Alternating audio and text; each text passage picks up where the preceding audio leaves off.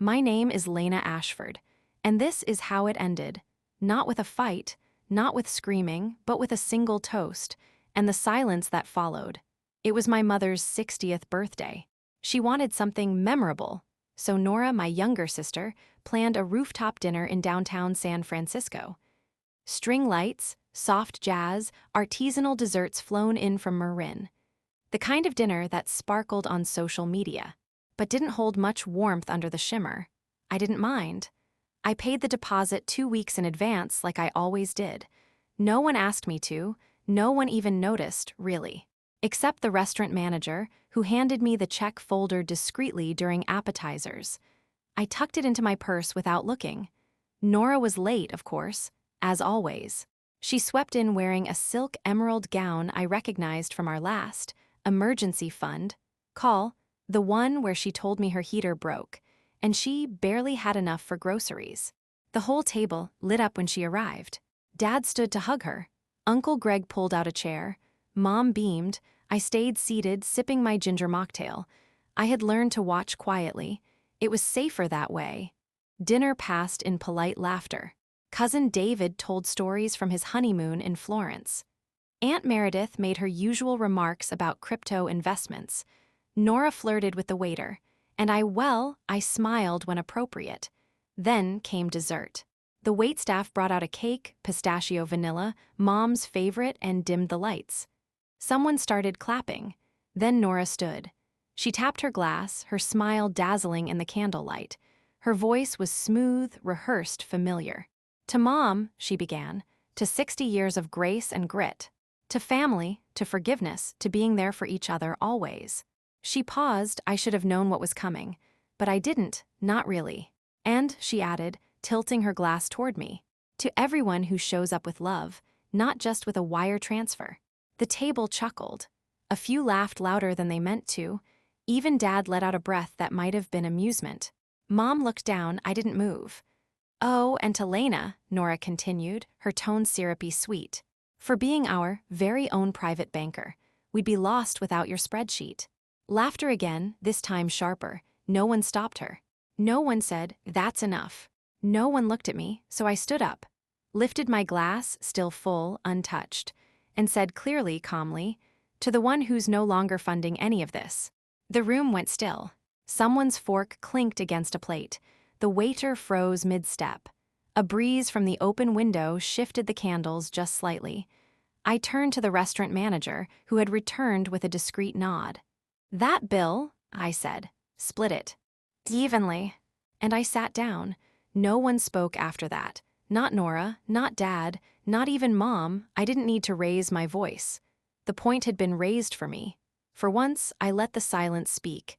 And that was just the beginning. I wasn't always invisible. But I did learn young that being seen came with rules. Be helpful, be quiet, don't ask for too much. Especially when your sister sparkles like a chandelier in a dark room. Nora was always the wild one. Hair unbrushed, shoes untied, heart wide open. She sang off-key at school recitals and still got standing ovations. She spilled juice on Grandma's antique rug and got forgiven with a laugh. I, on the other hand, folded napkins at age 8, lined up the silverware, did my own science projects, and knew better than to ask for a second scoop of ice cream if Nora hadn't had hers first. My parents never said they loved her. They didn't have to. Nora was the story they told at dinner parties. Did you see the dance video she posted? She's so full of life. She just needs time to figure herself out. I was the spreadsheet, the practical one, the girl who got straight A's, skipped prom, and graduated early with no debt and no fanfare. When I got my first job at 22, no one celebrated. But when Nora decided to take a gap year for soul-searching, Mom hosted a brunch. Still, I didn't complain, not out loud. Instead, I bought gifts, paid for flights, sent holiday packages home even when no one remembered to call on my birthday. I told myself this was love, that being useful was a kind of closeness, that if I just gave enough, one day I'd be chosen too. But the truth is, I wasn't family in the way Nora was. She was the guest of honor. I was the coat rack. Over the years, I watched her float in and out of projects, a candle business that never lit, a yoga retreat idea she funded with my birthday gift, a short-lived podcast about astrology and breakups. Each time she'd say, "Just a small favor, Lena, I swear this one's real." And each time I'd say yes, because no one else did. Dad had long stopped financing her whims. Mom said she couldn't pick sides. But I thought I was doing the right thing. I paid her car insurance, co-signed her first lease, sent $700 once so she wouldn't have to break her lease over a roommate dispute. And when she skipped Christmas one year because she was emotionally detoxing, I still sent gifts for her, signed from all of us, even when I knew she wouldn't open them. Funny how people remember what you give, but not that you bled to do it. There was one moment I never told anyone about. It was a Sunday, years ago. Mom had just been discharged after a mild stroke. The hospital said we needed to install a stairlift. It cost $4,300. Dad looked at me and said, "Lena, I hate to ask, but I'd already pulled out my card." I never told them I had to cancel a solo trip to Portugal I'd been planning for 2 years. Never told them I'd been working overtime every weekend to afford it. Never told them I cried in the parking garage afterward, not out of regret, but because it was expected. Expected that I would be the one to fix it. Always, because I didn't need anything. Right, that's what they told themselves. And after a while, I started to believe it too, until that night on the rooftop. Until Nora lifted her glass with that smug little smile. Until I realized they didn't see me as a person, they saw me as a structure, a pillar, unmoving, unshaking, unnoticed, and that's when the crack began. The night after the rooftop dinner, I couldn't sleep, not out of anger, not even sadness, just stillness. The kind that comes when something inside you finally stops trying. Around 2:14 a.m., I got out of bed, poured a glass of oat milk, opened my laptop, and clicked on a file I hadn't touched in over 6 months. Family Transfers Archive, XLSX. Last modified, April 17th. I hovered over it for a moment, then opened it. The rows were neat, color-coded, organized by year, by recipient, by reason. At the top, I'd written a simple title in gray italics, not for guilt, just for memory. I scrolled. There it was. $4, $300, stairlift for mom, 2018. $3, $250, down payment on Nora's Mini Cooper, 2019. $2, $180, laptop for Nora's, design startup, 2020. $8, $0, private rehab, deposit for dad's drinking relapse, no one talks about. $1, $100, new washing machine for grandma's old house. $12, $700, total rent covered for Nora over 3 years, labeled as urgent. $5, $600, emergency hospital bill when Nora didn't have insurance. $900, just until next Friday, loans that never returned. Each line had a date. Each line had a reason, and not a single one had a thank you. At the bottom of the sheet, Excel gave me the total, $52,340. 17. I stared at that number for a long time, not because I didn't believe it, but because part of me still wanted to justify it. Maybe it wasn't that much over the years. Maybe this was what being the eldest meant. Maybe they would have done the same for me, but no, they wouldn't have. Because no one ever asked if I needed help. They asked how much, they asked how soon, they asked, "Can you just?" But never, "Are you okay?" That ledger wasn't just numbers, it was proof.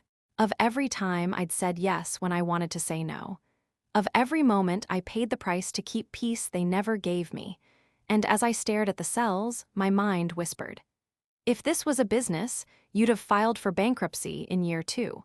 But family wasn't a business. Right, so why did it feel like I was always the investor?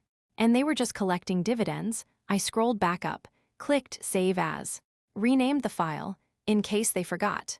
XLSX. Then I attached it to an email, no subject, no message, just the file, sent to Nora, carson@gmail.com. And I hit send. Not for revenge, not for guilt, just for record keeping. The morning after I sent the email, my phone started buzzing. 4 missed calls from Nora, 1 from Mom. A text from Dad that simply read, "Lena, that was unnecessary." I didn't answer any of them. Instead, I watered my pothos, fed my cat, Juniper, took a long walk down Valencia Street where the fog hadn't quite lifted. And for the first time in years, I didn't feel like I owed anyone an explanation. That evening, I lit a candle, cooked for myself. No takeout, no skipping dinner, no working through the night to chase deadlines for money that always went elsewhere. It was quiet, but not lonely. Until 9:42 p.m. When the doorbell rang, I froze, checked the intercom. Nora, she stood there in a tan coat over sweats, no makeup, hair pulled into a loose bun that was more tired than stylish. Hands stuffed in her pockets. I considered not answering. But then I opened the door. She walked in like she always did, like it was still hers to enter.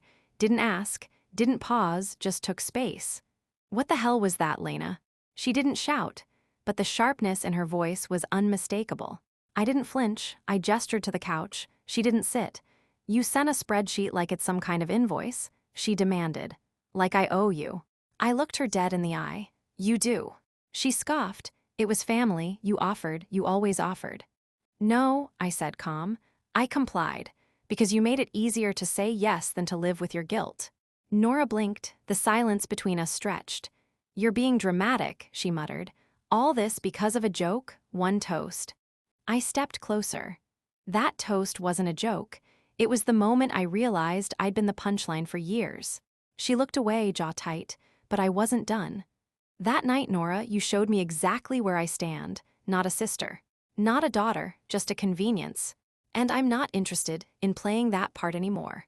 She stayed quiet for a long moment, then said quietly, "So what now, you just walk away?" I shook my head. "No. I just stop bleeding for people who laugh while I do it." Her eyes glistened, but not with remorse, with frustration. "I don't have anyone else." "You do," I said. "You have yourself, try using her."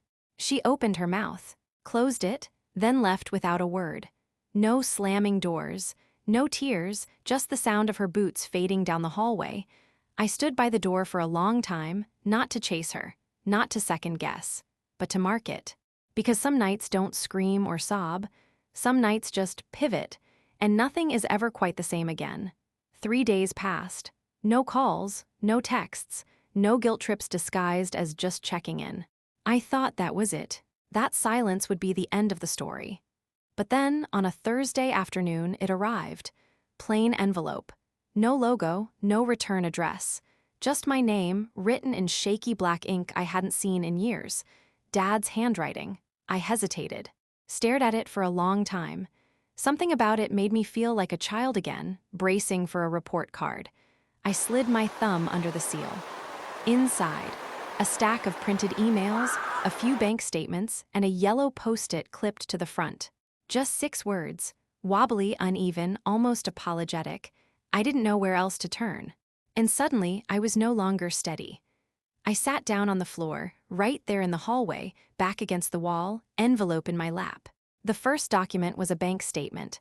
Joint account, Dad and Mom. I scanned the transactions. $280, Boutique Rosewood. $540, Eden Spa, Napa. $1,200, PayPal transfer, E. Carson. $3,000, wire to Nora Carson, emergency. Line after line. Month after month.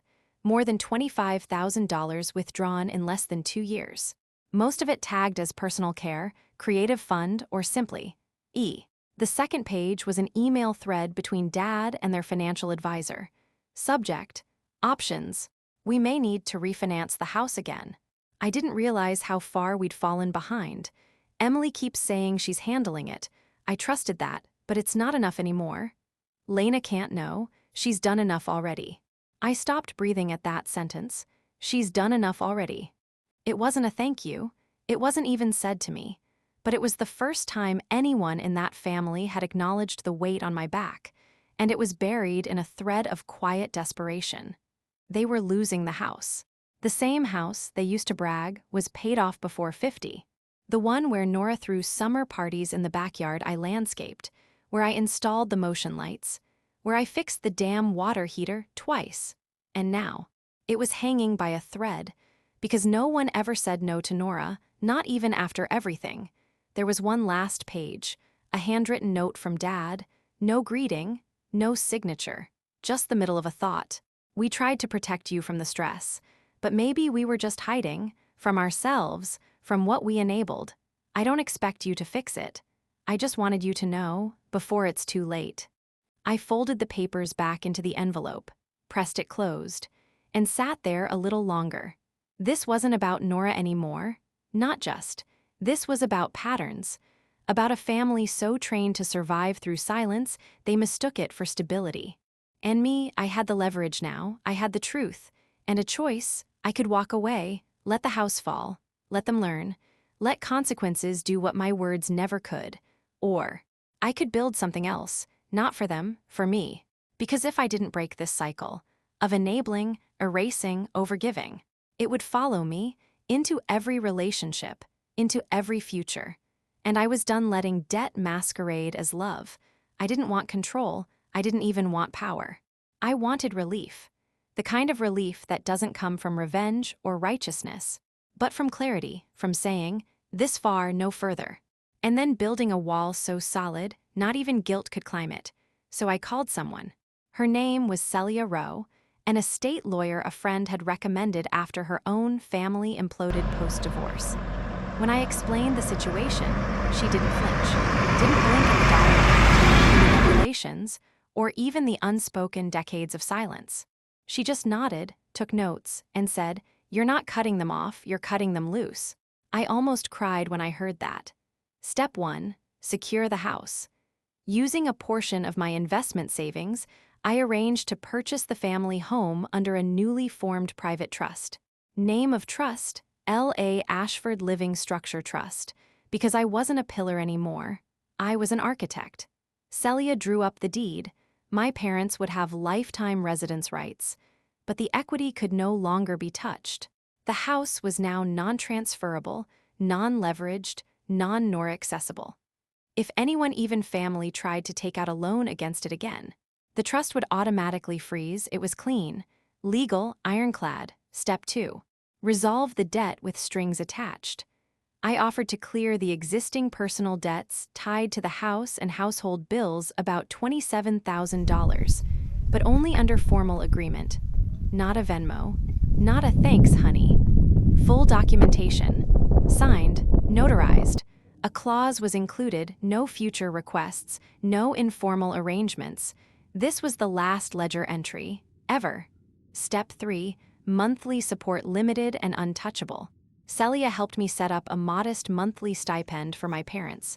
Enough for food, medicine, and small comforts. But not for gifting, transferring, or covering anyone else's emergency. Especially Nora. Any attempt to share those funds would result in suspension for 3 months. Reviewed by a third-party trustee. No loopholes. No, but she's family. No more blurred lines. A week later, I sat across from my parents in Celia's office. They looked older than I remembered. Not angry, just tired. Mom fidgeted with her bracelet. Dad read every page twice, lips pressed thin. No one asked why. I think they already knew. When we reached the last page, Celia slid the pen across the table. Mom signed first, then Dad. No speeches, no protests, just the soft scrape of ink on paper. As she handed me the final copy, Mom whispered, "You really didn't have to do all this." I met her eyes. "No," I said, "I didn't." And I meant it. I didn't have to anymore. Because for the first time in my life, I was no longer the one holding the ceiling up. I was the one choosing how the walls were built, and who would ever get through them again. It happened on a Sunday, gray sky, wet air, the kind of cold that clings, not bites. I had just come back from the farmer's market, hands full of mandarins and rosemary bread. When I heard the knock, 3 short raps, no doorbell, no warning, I looked through the peephole. Didn't flinch. Nora, no mascara, hoodie too big. Hair unwashed, pulled back in a knot that looked more forgotten than casual. She looked smaller, not thinner, just deflated. I opened the door halfway. "We need to talk," she said. I stepped aside. She entered slowly this time. No entitlement in her steps, just fatigue. She sat down at the edge of the couch like a guest, not a sister. "So that's it?" she asked. "You just buy the house, rewrite the rules, and decide who gets what?" I said nothing. Let the words fall flat. "Do you even hear how that sounds?" She said, voice rising. "You sound like some cold-hearted businesswoman trying to fix a family with contracts." I met her gaze. "I'm not fixing anything, Nora. I'm protecting what you kept breaking." Her mouth twitched. That was new anger, sure, but under it, something closer to realization. "I didn't know Dad was refinancing," she muttered. "I didn't ask him to." I picked up a file from the coffee table, flipped to page 4, held it out. "Transfers under your name, over 18 months, regular, increasing." She didn't touch it, didn't even glance down. "You could have told me," she whispered. "Instead of whatever this is." I leaned forward. "I did tell you. Every time I paid your rent, your tuition, your phone bill. Every time I bilaid you out while you posted 'thriving' on Instagram." She flinched. "You didn't hear me, Nora." "Because I never yelled. That's on me, I should have shouted." She crossed her arms tighter like armor. "So what, this is the end? You're cutting me off." I shook my head. "No, you cut yourself off. The night you stood in front of our entire family and made me your punchline." Her lips parted, then closed. No comeback, just silence. And then, "It was a joke." I stared at her. "No, it was the truth, yours, loud, clear." Her eyes glistened, but not with remorse, with fear. "So what do I have left?" she whispered. I didn't blink. "Whatever you choose to build." The words landed like stone. She didn't cry, didn't yell, she just sat there, looking, for the first time, like someone who realized the floor was gone. A minute passed. Then 2. Finally, she stood. No slamming door, no dramatic exit, just the soft sound of rubber soles on hardwood. And one shaky breath before she pulled the door behind her. I stood there for a while, not triumphant, not sad, just steady, because for once, I hadn't rescued her, I hadn't rescued anyone, and I didn't feel guilty for it. I felt free. 2 weeks later, the paperwork was finalized. The house was officially held by the trust. My parents signed every page. No protest. No tears. Just pens gliding over paper like they were signing a receipt instead of rewriting our family's story. Mom handed me the final sheet with both hands. She didn't meet my eyes. "You didn't have to do this," she said. I nodded. "I know." I left soon after. Let the lawyer finish the handover. No hugs, no final family photo. No promises to stay close. Just the sound of a scanner beeping softly in the background. I set up the monthly stipend through the trustee service the next day. The amount was reasonable, sustainable, enough for dignity, not indulgence. Nora was not included, not because I wanted to punish her, but because I was done rescuing people who burned the rope behind them. I didn't block her, didn't delete her number. I just stopped responding. There were no more emergencies waiting in my inbox, no late-night guilt requests, no frantic phone calls about broken leases or bounced checks. The silence felt strange at first, like I had finally stepped out of a play mid-scene. But then, it felt like air. The kind you don't realize you've been missing until your lungs stretch fully for the first time in years. That Christmas, a card arrived from Mom. Plain white envelope. No glitter, no photo, no return address. Inside, a folded note. One sentence handwritten. "We didn't deserve your grace, but thank you anyway." I didn't cry, I didn't call. I just folded the note back and placed it into the same folder that once held all the receipts, all the wires, all the silence. It didn't feel like closure. It felt like inventory. And then I went for a walk. The streets were dressed in garlands, shop windows glowing gold, couples holding hands, kids dragging sleds across dry sidewalks pretending it was snowing. And I was alone, but not lonely. Because for the first time in my adult life, my calendar wasn't shaped around other people's chaos. There were no secret payments to make, no guilt-laced dinners to attend, no phone calls I had to rehearse in my head before answering. Just a soft evening, and the sound of my own footsteps. That night I lit a candle, set one plate, poured one glass of wine, and sat, not at their table, not in their shadows, but at my own. It didn't feel like a rebellion. It felt right. Because peace isn't always a warm hug. Sometimes it's a locked boundary, a signed contract, a quiet no, and when people say, "But she's your sister," I smile and I say, "I was hers too until I was." I'm not the failure. I'm not the bank. I'm not the villain. I'm the foundation they leaned on too long. And now, I stand for me.